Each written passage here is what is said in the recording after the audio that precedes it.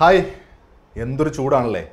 ഉച്ച സമയത്തൊന്നും പുറത്തിറങ്ങാൻ പറ്റാത്ത അവസ്ഥയാണ്. ചുട്ടുപൊള്ളുകയാണ് ഭൂമിയും മനുഷ്യനൊക്കെ.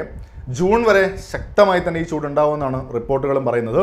ഈ ചൂടിൽ നമുക്ക് ഏറ്റവും അത്യാവശ്യമുള്ളൊരു കാര്യം ധാരാളം വെള്ളം കുടിക്കുക എന്നുള്ളതാണ്. നമുക്ക്, അതായത് മനുഷ്യർക്ക് വെള്ളം കുടിക്കാൻ വലിയ പ്രശ്നങ്ങളൊന്നുമില്ല അല്ലേ. ഒന്നുകിൽ ബോട്ടിൽ വെള്ളം എടുത്ത് കുടിക്കാം, പൈപ്പിൽ വെള്ളം ഉണ്ടാവും, അല്ലെങ്കിൽ കിണറിൽ നിന്നും കോരി കുടിക്കാം. അപ്പോൾ നമ്മുടെ കാര്യങ്ങളൊക്കെ ഉഷാറായി നടക്കും. പക്ഷേ അതോടൊപ്പം ഈ വേനലിൽ നമ്മൾ കൂടെ ചേർത്ത് വയ്ക്കേണ്ട കുറച്ച് പേര് കൂടെയുണ്ട്. കിളികളും മറ്റ് ജീവജാലങ്ങളും ഒക്കെ. അവരും ഈ വേനലിനെ അതിജീവിക്കാനുള്ള ശ്രമത്തിലാണ്.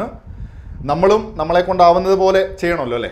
വലിയ ബുദ്ധിമുട്ടുള്ള കാര്യമൊന്നുമല്ല. കുറച്ച് സമയം നമ്മുടെ സഹജീവികൾക്കായി കുറച്ച് സമയം നമ്മുടെ ജീവിതത്തിൽ മാറ്റി വെക്കേണ്ടത് അനിവാര്യമായിട്ടുള്ള കാര്യമാണ് ഈ വേനലിൽ.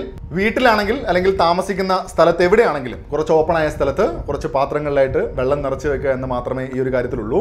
ചെടിയുടെ കീഴിലൊക്കെ ആണെങ്കിൽ വളരെ നല്ല കാര്യം. തോടുകളൊക്കെ മുന്നേ വറ്റി അവശേഷിക്കുന്നത് ചെറിയ കുളങ്ങൾ മാത്രമാണ്. വൈകാതെ അവയും വറ്റിപ്പോവും. നമ്മൾ കൂടെ ഒന്ന് ശ്രമിച്ചാൽ മാത്രമേ ഈ ജീവജാലങ്ങൾ ഭൂമുഖത്ത് അവശേഷിക്കുകയുള്ളൂ. കഴിഞ്ഞ തവണ നാട്ടിൽ പോയ സമയത്ത് അപ്പോഴും നല്ല വേനലിങ്ങനെ തുടങ്ങി വരികയായിരുന്നു. നമ്മുടെ നാട്ടിലുള്ള ഫോട്ടോഗ്രാഫർ ജയേഷേട്ടൻ്റെ കൂടെ ഒരു മാഷിനെ വീട്ടിൽ കൂട്ടിക്കൊണ്ടുപോയി പുള്ളിക്കാരൻ. അവിടെ വീടിൻ്റെ മുറ്റം തന്നെ നല്ല പച്ചപ്പാണ്, ചെടികളും പൂക്കളൊക്കെയായിട്ട് ഒരു കിടിലൻ സ്ഥലം. പക്ഷികൾക്ക് കുടിക്കാനായിട്ട് കുറേ പാത്രങ്ങളിൽ അവിടുത്തെ മാഷ് വെള്ളമൊക്കെ നിറച്ച് വെച്ചിട്ടുണ്ട്.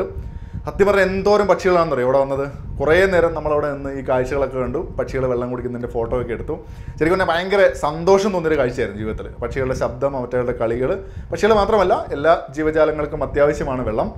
ഈ വേനലിൽ നമുക്ക് അങ്ങനെ ഒരു സന്തോഷത്തിൻ്റെ കൂടെ ഭാഗമാവാൻ തോന്നുമല്ലേ.